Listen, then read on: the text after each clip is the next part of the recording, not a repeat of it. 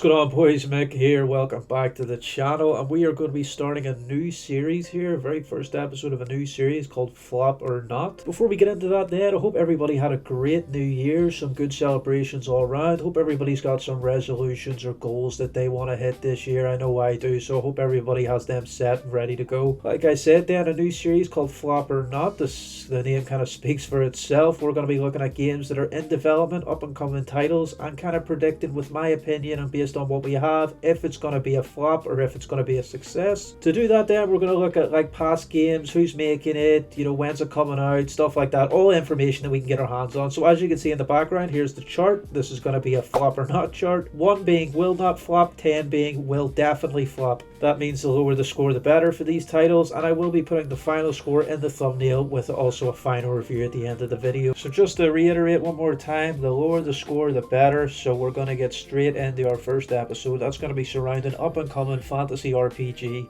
Fatekeeper. So far what we know about Fatekeeper is that it's a focused narrative story. You build your character and take him through this narrative that they have developed for us. I don't think it's going to be like an open world situation that we had with the likes of Bethesda titles. This does look like more of a linear focused narrative that people are going to have to follow their way through. What we've seen from the gameplay that we will get into in a minute, you do see RPG elements like building characters, leveling up, skills, potions, all that good stuff that we see in RPGs. In the background is from IGN.com, and this is one of 2 gameplay trailers that they released, and we're going to get into the second one in a bit. What I will say about the gameplay that's in the background and what we will look at later, it doesn't look like this pre-rendered gameplay that we did initially see with the game. There is that center dot, there is this player movement. It does look like real sincere gameplay, as you can see in the background. What we did see before, I think it was in the initial developer release or teaser, it did look like pre-rendered gameplay. There wasn't a lot of, you do see developers when they tease a game, it's pre-rendered gameplay and you're not too sure what it actually looks like. An example of this would be the Witcher 4 tech demo that they released that everybody thought was gameplay, and then it came out it was a tech demo, or it was officially announced as a tech demo. At that point then, as a consumer, you probably should just throw out what you just saw, because it's likely not going to be close to the actual gameplay that's released. The people making this game then,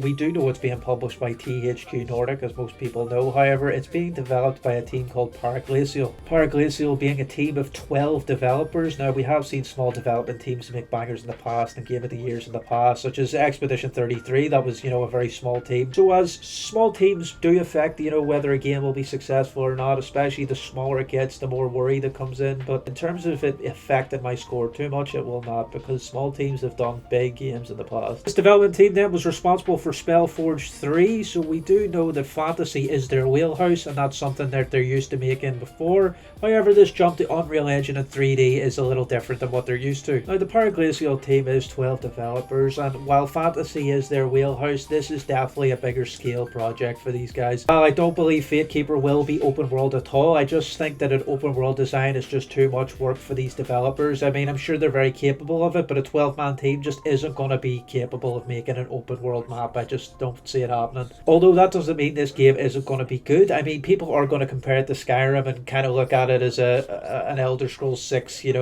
taster or whatever to keep them going until it's released. Other people might just like the game on its own and just want to try out a fantasy RPG, but regardless of what way you want to play it or what you're looking for here, it is going to be narrative driven. As you can see in the background, there is a talking rat that is kind of going to guide this character through the story, give you tips, give you lore, kind of just keep you going. It is going to be like a narrator on your arm kind of thing. Like I said, this is a new type of project for this development team, and it is going to be made in Unreal Engine 5. Now, one thing I do worry about a small development team that hasn't done a game like this before, and they are using Unreal Engine 5, I do worry about that bland, kind of lifeless UE5 game that we're going to get. Some people call them asset flips. While I am worried about that because it has all the, the ingredients for a game like that to be made here, from what the gameplay shows that IGN has released, it does look like it's going to be solid. Now, with that being said, you can kind of tell by looking at the environment and that kind of sandy rock look that this is UE5. It has Unreal Engine 5 written all over it. I do think this is going to be a good game, and we're going to get into that now, but as I said before, this is going to be completely new for this development team. While Unreal Engine 5 does have its issues regarding optimization and the way the world looks, it's definitely not a bum engine. You know, games have made it work in the past, like Arc Raiders, for example, uses Unreal Engine 5 and it's highly optimized and the world design looks fantastic. So while Unreal Engine 5 does have its issues in some places, it's definitely not something that is completely wrote off. You know, we can't see good games coming from Unreal Engine 5. It's going to be exactly like a Bethesda RPG title. This is going to fill the void for 2026 at least. I think we can all agree that the gaming community as a whole is looking for a game like this. You know, we are looking for that role-playing game, that fantasy RPG where you can interact with objects you find, you really delve into a fantasy world and kind of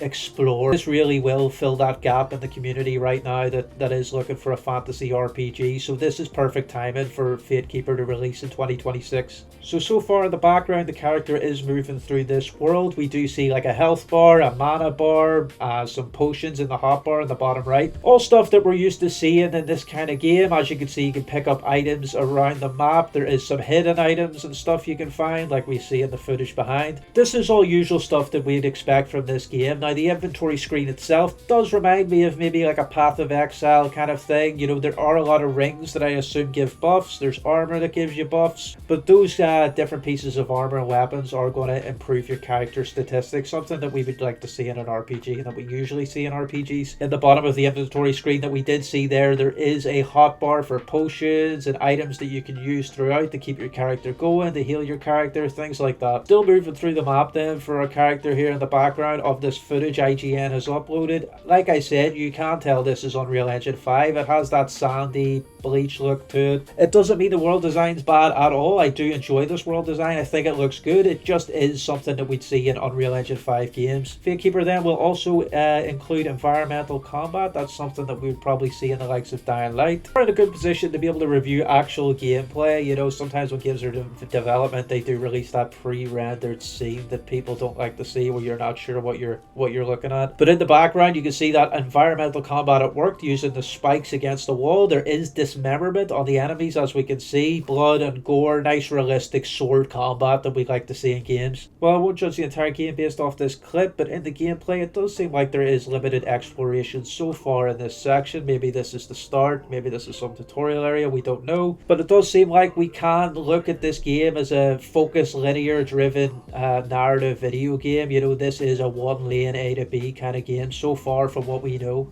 So in the background, you can actually see there's an animation for coating the weapon in poison. I actually love this. Most RPG games, you select the poison and then your weapon becomes buffed automatically. But this animation is absolutely class to see. I really do enjoy looking at that. The world design so far looks good. I like the arches, the bricks, some vegetation coming out from the bricks. I know we aren't seeing a lot of the world design, but from a 12-man team or a 12-person team, this is really good. Sometimes you have to think about these massive development teams with loads of devs that take years and years to make games, and you have to think, like, what are they actually doing at the office? If a 12-man team can produce something like this just from the gameplay we've seen alone in 4 to 5 years, what are these big guys doing? In the gameplay then, the character does come across a boss fight, is utilizing some of those environmental elements like barrels and spells. And as you can see, the finishing animation for the enemy kind of bleeding out there. The floor's covered in blood. The character wipes down the sword. This is all really heavy, raw, really cool gameplay for a fantasy RPG. We will touch on the end of that gameplay section then. After this next part, I do want to look at their Steam community announcement that they did about some of the loot and weapons. Okay then, this is the Steam community page. This is a dev update from the Fatekeeper developers. They're just talking about the weapons, the loot, different things we're going to look at here. They go to say, before the Christmas break, we wanted to give you an update about weapons, loot, and other things you can discover in the world of Fatekeeper.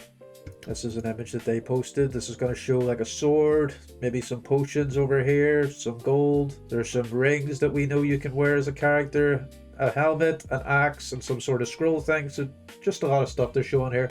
The world of Fatekeeper is layered with the remains of those who lived, fought, and vanished long before the player arrives. Scattered across forests, ruins, and forgotten paths are fragments of daily life, like broken tools, ritual objects, weathered weapons, alongside rare ingredients and artifacts that are still heavy with dormant power. Next image here shows a really cool looking axe here with like some sort of dragon snake thing that's wrapped around the handle. This looks sick. Okay, going on then, they say weapons and items are not just loot but echoes of old traditions. Maces, clubs, daggers, swords, rings and relics all carry distinct character, inviting players to discover how they fit into their own path through the world. Every item can be inspected up close. Lore, subtle details and hidden interactions may reveal more than what's visible at first glance. I do love this feature a lot. This is something like Resident Evil had, you know, when you pick up an item and you can inspect it, maybe press a button or kind of open up that object. It really does give the player a reason to inspect items. Now there's RPGs and video games in the past where people just don't bother inspecting items when the option is there. These kind of interactables that Fatekeeper are using is going to give that reason for players to inspect stuff. While it helps out the players with more content, it also allows people to see the hard work that the developers had put into each and every item and each piece of artwork, so I do like this feature quite a bit.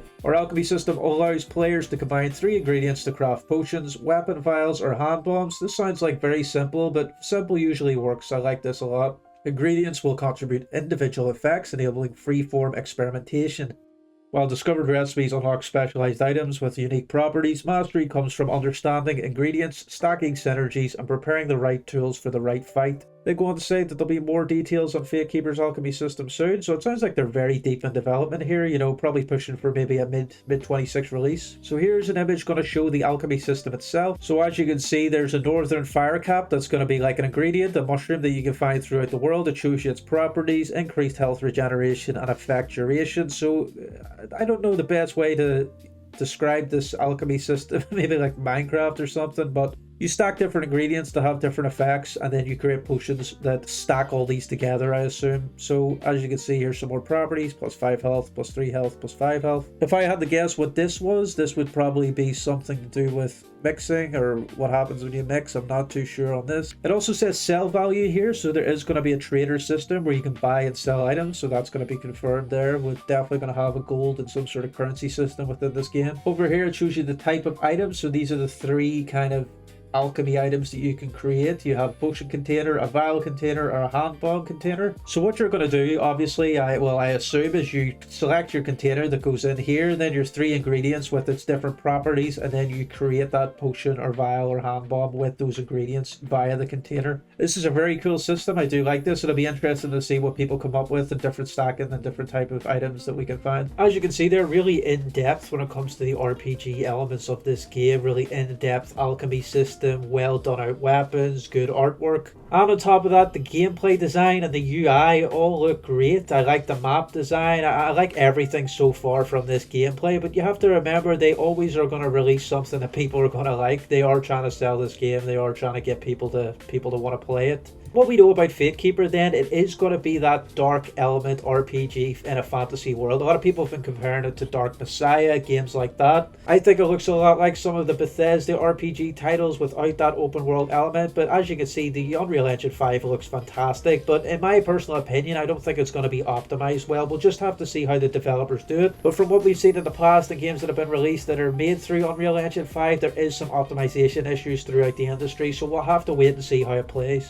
Gameplay itself, though, I really do want to play this. I mean, it's got that heavy, dark fantasy, feel to it. I want to see the world design, the different areas. I'd be really interested to see some of the monsters and bosses that you have to fight throughout this game. And I do bet there's a great story behind the rat and what the Fatekeeper story is all about. So the gameplay looks amazing. The world design looks great, as we've spoken before. This looks like it's going to be a really good RPG to play in 2026. Hopefully, all being well. I think expectations might be set a little high from the community by looking at this as like a Skyrim sequel or a filler for an Elder Scrolls game. I think it's important not to go into this game thinking it's going to be like that. This isn't going to be some open world massive exploration game that we've seen before from Bethesda or other open world RPGs. But still going to have all those good RPG elements and still obviously be a very good game to play, and I'm definitely looking forward to getting into it. It is important not to compare it to Skyrim. The reason my score isn't any lower on the success scale for this game, I do think 12 developers taking that plunge in the Unreal Engine 5 is a bit worrisome. Now, I do understand that this development team is highly passionate and are going to deliver a high quality game, as we've seen from the gameplay previously. With that being said, I know these guys are very passionate and talented. THQ being the publisher for this game, though, we have seen them deliver good titles in the past, so I have high hopes for Fatekeeper, and it's definitely a title I'm looking forward to playing. Far from the gameplay, we've seen heavy fantasy combat with environmental aspects. We've seen the alchemy, the potions, the spells. Everything we've seen from the gameplay is screaming great RPG in that fantasy setting. So I have got high hopes for this game coming in 26. So with everything we've discussed and looked at involved in Fatekeeper, I am going to give it a 3. I think this will be a success. I don't think there's a lot of chance this game's going to flop. Even with the small development team and the Unreal Engine 5 aspects, I do still have high hopes. I mean, small development teams have been killing it recently when it comes to video games, so I think Fatekeeper is just going to be another one to add onto that list. That'll do it for me in this episode of Will It Flop. I think Fatekeeper is going to do quite well. I don't think there's any high risk of it flopping, because at the end of the day, expectations aren't crazy high. I mean, there are going to be people that are looking for that Skyrim filler or trying to find a second Skyrim game, and just that this isn't going to be it. This is going to stand on its own as a standalone fantasy title. So like I said, expectations are not crazy high when it comes to Fatekeeper, so I don't think they're going to miss the mark when they do release this game. That's going to be it for me, boys. If you did make it all the way to the end of the video, I thank you very much. If you don't mind, let me know your thoughts down below about Fatekeeper or any other future titles that are coming in 2026. Again, thanks very much for watching. I'll see you in the next one.